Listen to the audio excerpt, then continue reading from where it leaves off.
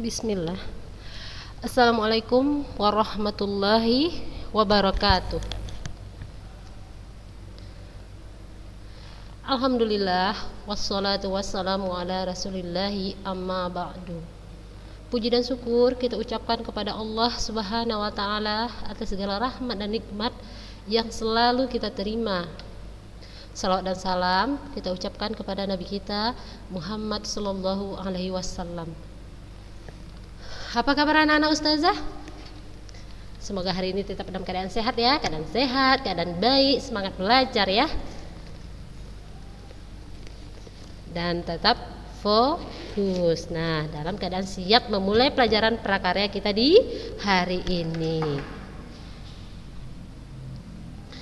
Anak-anak Ustazah belum ada memberikan tugas di kelas 10 ya. Dari kemarin Ustazah belum ada memberikan ke grup wali kelas. Insyaallah nanti kita waktu ujian praktek ya. Waktu ujian praktek nanti Ustazah akan memberikan ini kita membuat sesuatu lah insyaallah ya. Lagi Ustazah pikirkan apa yang mau kita buat ya anak-anak Ustazah. Baiklah, kita masuk ke materi kita hari ini. Kita masuk ke bab 3 ya. Minggu yang lalu kita sudah masuk di bab 3 budidaya wirausaha budidaya tanaman pangan. Nah, kita sudah membahas tanaman pangan itu apa ya anak-anak Ustazah ya. Dan kita sudah juga membahas apa-apa saja yang termasuk ke dalam tanaman pangan. Nah, hari ini anak-anak Ustazah kita masuk ke yang B. Yang B di sini adalah proses produksi budidaya tanaman pangan ya. Nah, anak-anak Ustazah, di dalam berbudidaya tanaman pangan kita membutuhkan lahan ya, lahan atau media tanam ya. Terus bibit, nutrisi, air serta pelindung tanaman untuk mengendalikan dari hama dan organisme lain sebagai sarana budidaya. Nah, seluruh sarana budidaya ini anak-anak Ustazah harus sesuai dengan pedoman yang dibuat oleh pemerintah untuk menjamin standar mutu produk ya. Nah, jadi bukan asal-asalan kalau memang inginkan hasil yang terbaik ya, hasil yang sesuai standar yang sudah diberikan oleh pemerintah kita. Nah, baik anak-anak Ustazah, yang pertama kita bahas adalah lahan. Nah, anak-anak Ustazah, pemilihan lahan sangat menentukan tingkat keberhasilan dari usaha budidaya kita ya, dari budidaya tanaman pangan yang kita lakukan. Jadi akibatnya harus dilakukan pemilihan lahan dengan baik. Nah, sejak awal sebelum usaha tersebut dimulai ya, harus kita betul-betul kita seleksi lahannya. Kenapa? Supaya kita mendapatkan hasil yang sempurna. Nah, jadi dari pemilihan lahan aja kita harus betul-betul sudah selektif. Nah, untuk pemilihan lahan, yang pertama, faktor pertama harus kita pikirkan adalah pemilihan lokasinya ya, anak-anak Ustazah. Nah, untuk pemilihan lokasi anak-anak Ustazah ada ketentuan-ketentuan yang harus kita penuhi.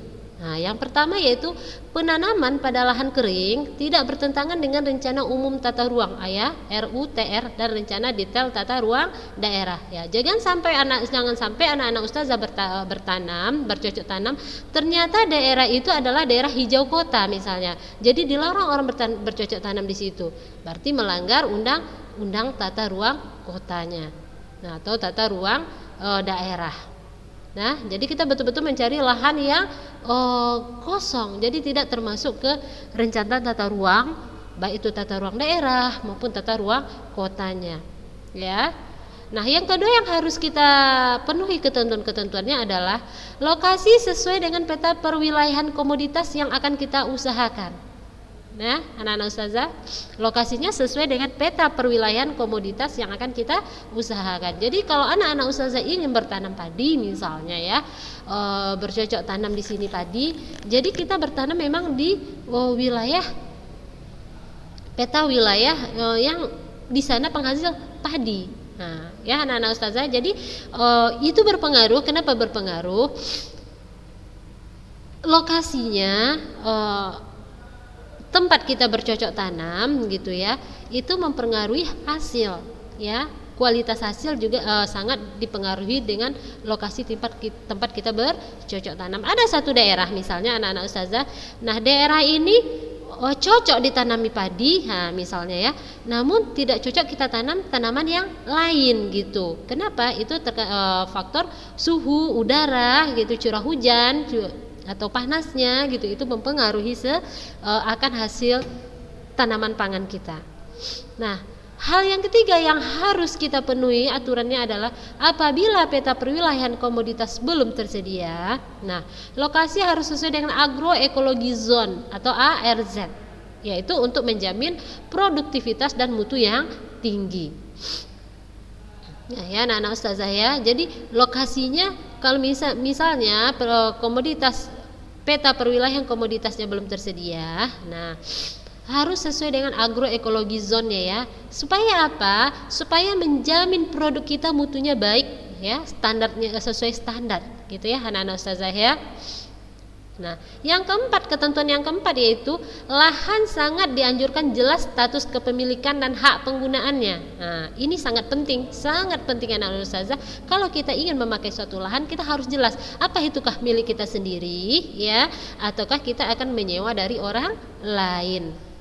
Nah, jangan sampai kita sempat bercocok tanam tapi di wilayah yang memang kita nggak tahu siapa pemiliknya. Jangan sampai di saat kita sudah mulai bercocok tanam si empunya datang menghancurkan semua usaha cocok tanam kita. Ya, paham ya? Nah, yang kelima anak-anak ustazah, ketentuan yang kelima itu lahan harus jelas pengairannya. Nah, yang namanya tanaman, namanya makhluk hidup butuh air. Ya, anak-anak ustazah tidak cuma manusia, makhluknya Allah itu butuh air. Nah, kalau anak-anak ustazah bertanam padi misalnya, ya, berarti tanam padi ini padinya padi sawah ya. Jadi otomatis sawah itu harus selalu digenangi air. Nah, jangan sampai anak-anak ustazah di saat akan bercocok tanam padi, ternyata di daerah itu tidak ada air atau tidak ada pengairannya tidak jelas gitu, tidak bagus gitu. Nah, kadang sawah itu dialiri air gitu. Nah, kadang nanti sawah itu kering gitu. Nah, memang kalau kita bertanam padi ada masa-masa tertentu dia boleh kering. Nah, namun ada masa-masa tertentu kita sangat membutuhkan air. Padi kita itu sangat membutuhkan air untuk mendapatkan hasil panen yang sempurna. Nah, jadi kalau pengairannya jelas, di saat anak-anak ustazah butuh air yang banyak gitu untuk padinya, nah airnya bisa kita datangkan, bisa kita alirkan ke sawah kita. Nah, di saat memang padi kita sudah saat kita harus keringkan gitu ya kan, boleh kurang airnya misalnya, nah kita bisa mengatur pengairannya. Jadi harus jelas ya anak-anak ustazah pengairannya. Nah, setelah itu anak ustazah, nah, setelah pemilihan lokasi, kita masuk ke riwayat lokasi diketahui ya. B, riwayat lokasi diketahui. Nah, caranya yaitu riwayat lokasi dapat diketahui dengan mencatat riwayat penggunaan lahan. Riwayat lokasi maksudnya penggunaan lahan anak-anak ustazah. Kita harus tahu di lahan ini apa saja yang pernah ditanam misalnya ya. Penggunaan lahan, jadi apa saja yang pernah ditanam, karena kesuburan tanah itu anak-anak ustazah, kesuburan suatu tanah itu dipengaruhi oleh tanaman apa yang pernah ditumbuh di situ. Ada tanaman-tanaman tertentu yang dia memang menguras humus tanah ya. Jadi humus tanah itu harus dikuras gitu. Jadi kalau kita menanam tanaman yang lain di situ lagi misalnya, kemungkinan hasilnya tidak sesempurna yang kita inginkan. Nah, itu penting ya anak-anak ustazah ya, yaitu mencatat riwayat penggunaan lahan. Nah, setelah itu ada yang namanya C, pemetaan lahan. Nah, sebelum melaksanakan usaha produksi tanaman pangan, dilakukan pemetaan penggunaan lahan sebagai dasar perencanaan rotasi ya, atau pergiliran pembibitan dan penanaman. Ya, anak-anak ustazah ya, sebelum melaksanakan usaha produksi tanaman pangan, dilakukan pemetaan penggunaan lahan sebagai dasar perencanaan rotasi atau penggiliran pembibitan penanaman.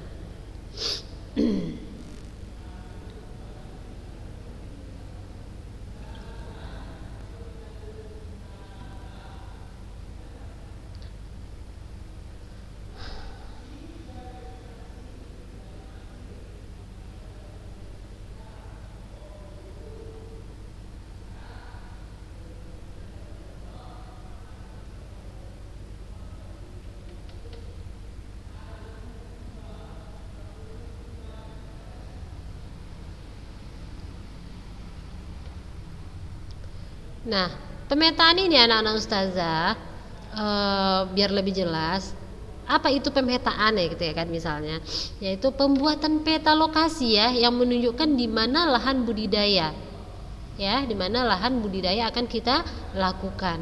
Nah, jadi harus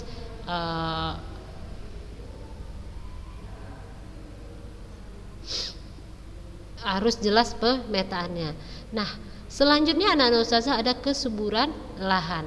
Nah, untuk kesuburan lahan ini ada poin-poinnya anak-anak ustazah. Yang pertama, lahan untuk budidaya tanaman pangan harus memiliki kesuburan tanah yang cukup baik.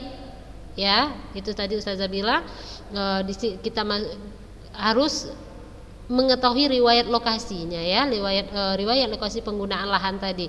Nah, itu berpengaruh terhadap kesuburan tanah. Nah, itu tadi ustazah bilang ada tanaman-tanaman tertentu yang jika kita tanam dia akan menguras kesuburan tanah tersebut. Nah, di saat kita berbudidaya tanaman, kita harus yakin ya, kita harus yakin bahwa lahan yang akan kita pakai untuk berbudidaya tanaman ini benar-benar memiliki tingkat kesuburan tanahnya yang baik. Nah, setelah itu anak-anak ustazah ada namanya kesuburan tanah yang rendah. Yaitu juga dapat kita atasi melalui pemupukan ya, menggunakan pupuk organik dan pupuk anorganik.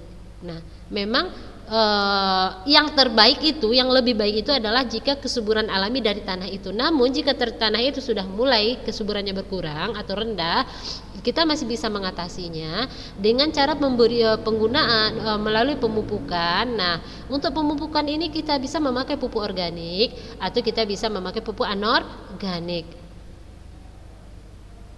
Nah, yang ketiga, untuk mempertahankan kesuburan lahan anak-anak ustazah, kita bisa lakukan rotasi atau pergiliran tanaman. Nah, ya.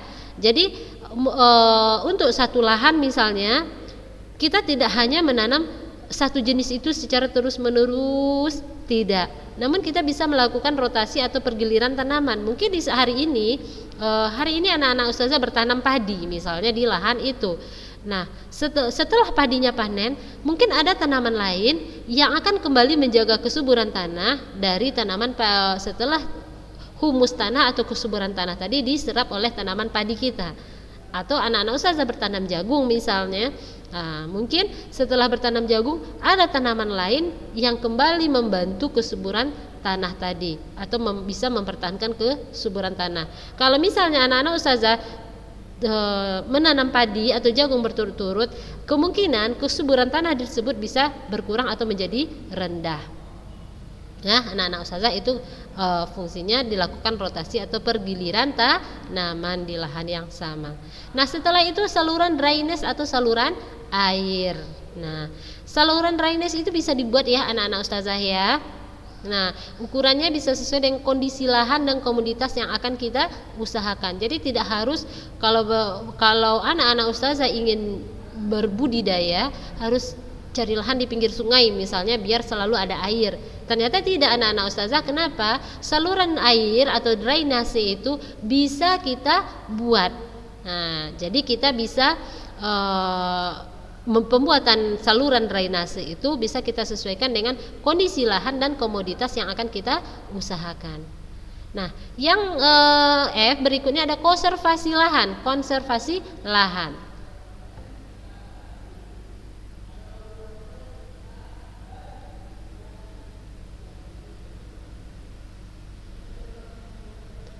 Nah, apa itu konservasi lahan? Nah, kita harus paham dulu ya anak-anak ustazah ya.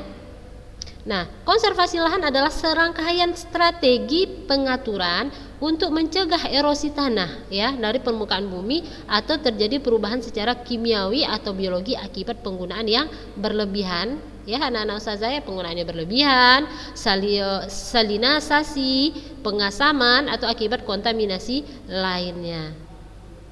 Ya, anak-anak ustazah itu konservasi lahan. Nah, untuk konservasi lahan ini ada tahap-tahapnya ya anak-anak ustazah, ada hal-hal yang harus kita perhatikan. Yang pertama, lahan untuk budidaya tanaman pangan yaitu lahan datar sampai dengan lahan kemiringan ya. Jadi kurang dari 30% yang diikuti dengan upaya tindakan konservasi. ya anak-anak ustazah. Terus yang kedua, untuk kemiringan lahan lebih dari 30% wajib dilakukan tindakan konservasi, ya. Tindakan konservasi adalah apa tadi?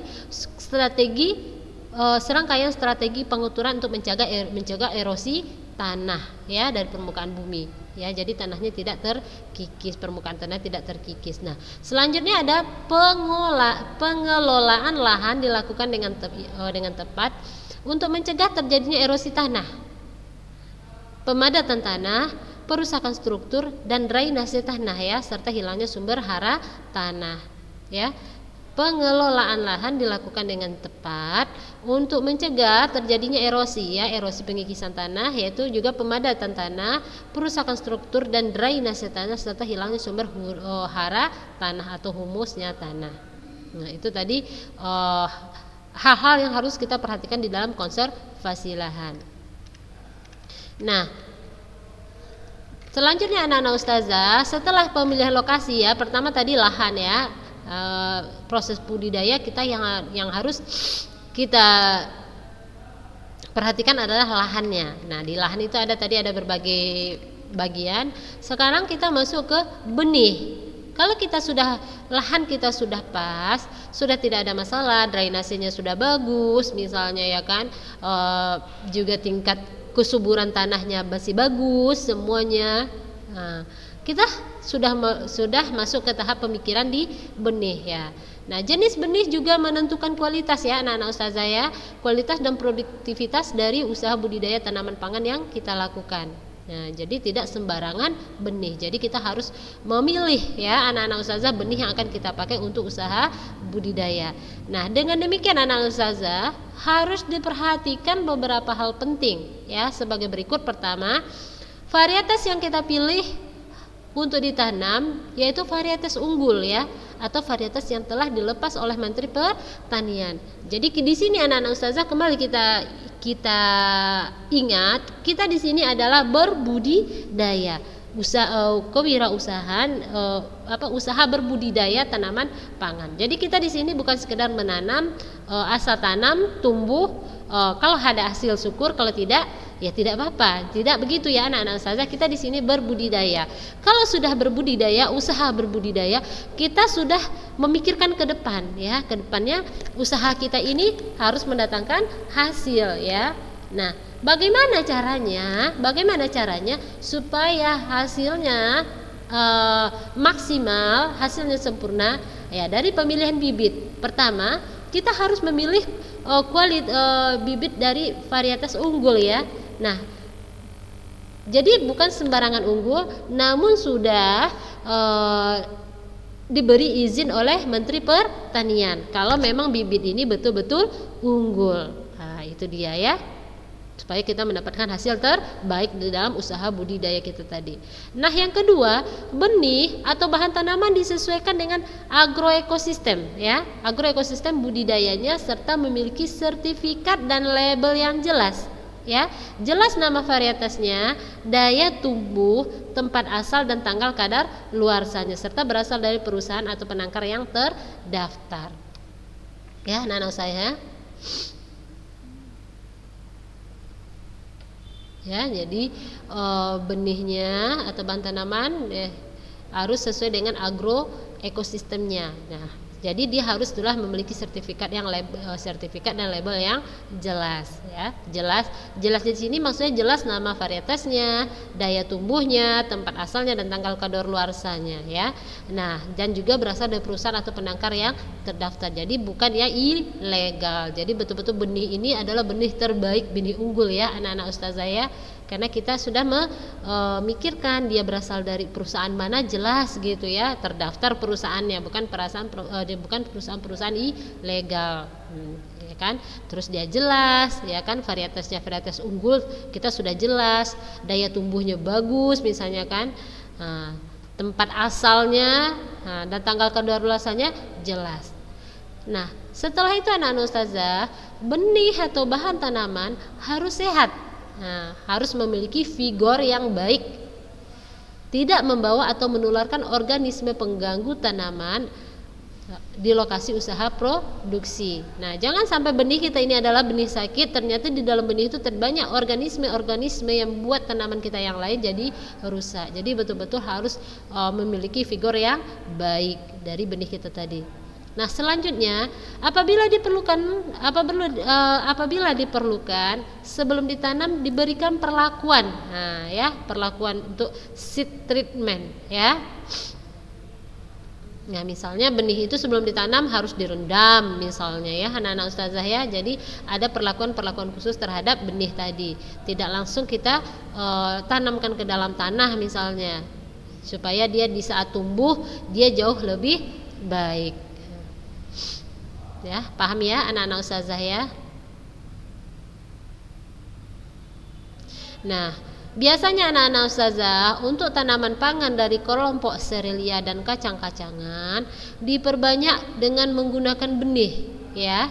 Nah, sedangkan tanaman umbi-umbian diperbanyak dengan menggunakan stek, ya. Stek di sini bisa menanam kembali batangnya gitu, kayak ubi kayu atau ubi jalar. Kita tidak menanam dari benih, ya anak-anak ustazah, tetapi batang dari ubi kayu tadi kita potong kecil-kecil, kita tanamkan lagi ke dalam tanah, nanti akan tumbuh tunas, ya, kita pelihara, akan menghasilkan buah. Begitu juga dengan ubi jalar, ya anak-anak ustazah. Jadi stek dari batangnya, nah, yang agak besar, jangan yang kecil, kita potong, kita tanamkan lagi ke tanah. Berbeda dengan serelia dan kacang-kacangan, diperbanyak dengan menggunakan benih. Nah, apa itu benih? Nah, ya kan? Benih adalah biji sebagai bagian regeneratif tanaman yang digunakan sebagai bahan untuk pertanaman, ya anak-anak ustazah, ya. Bagian regeneratif tanaman yang digunakan sebagai bahan untuk pertanaman. Jadi bagian yang terbaik dari tanaman itu, ya, dari biji tadi. Nah, yang kita gunakan lagi sebagai bahan pertanaman atau bahan untuk kita tanam kembali.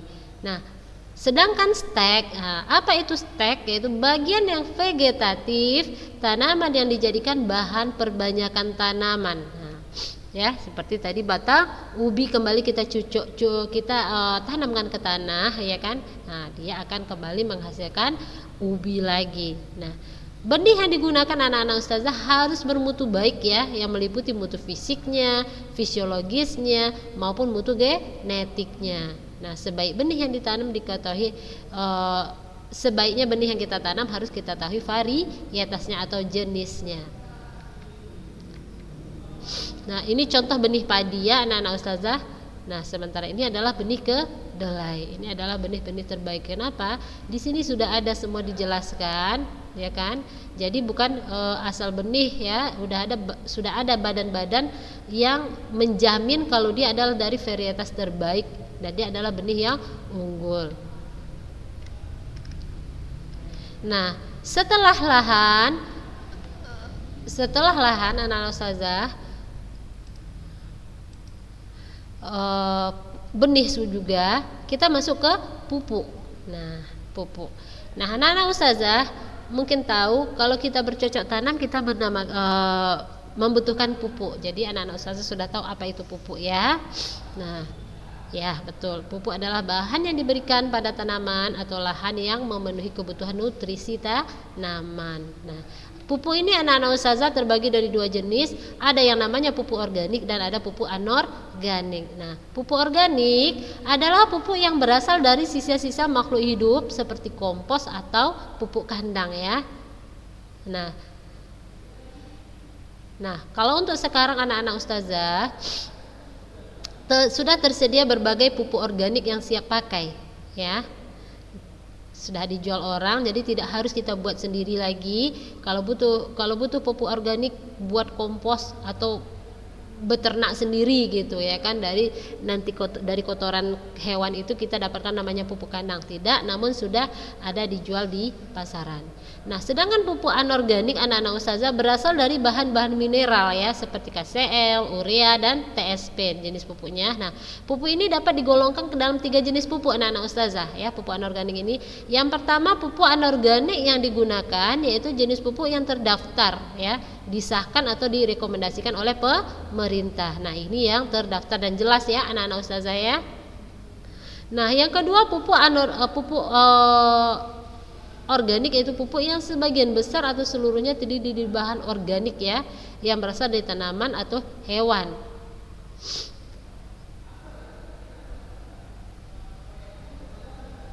Ya, pupuk organik yaitu pupuk yang sebagian besar atau seluruhnya terdiri dari bahan organik ya, yang berasal dari tanaman atau hewan yang telah melalui proses rekayasa.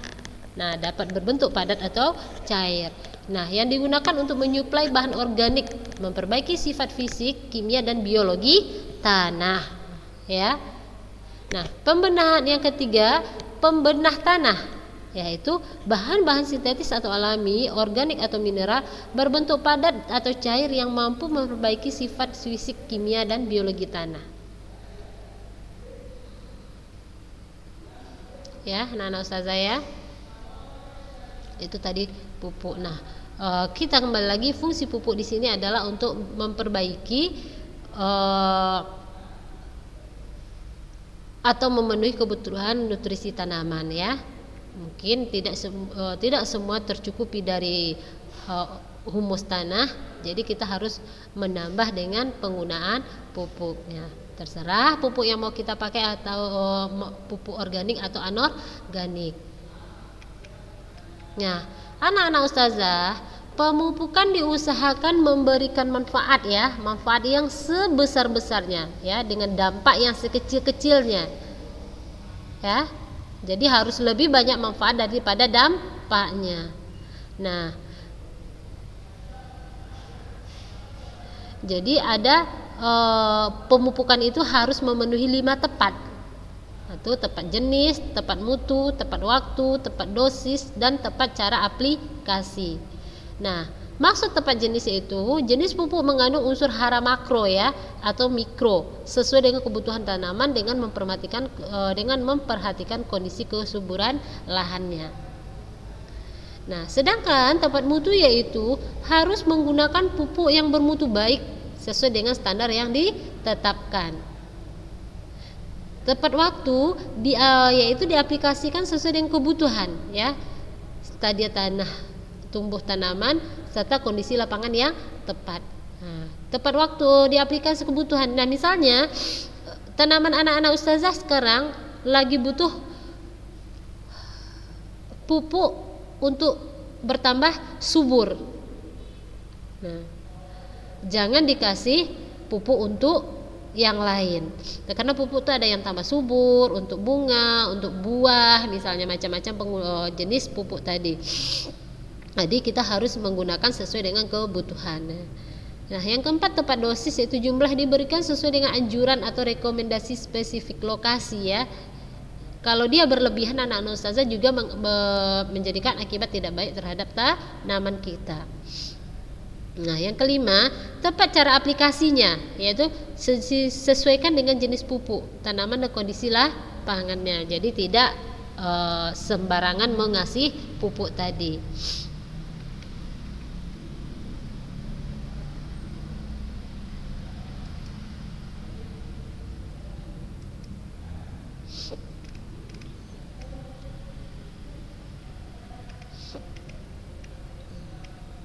Nah, baik anak-anak ustazah, kita cukupkan materi kita hari ini sampai di sini. Insyaallah pekan depan kita lanjutkan. Kalau memang ada yang kurang dipahami, silahkan bertanya.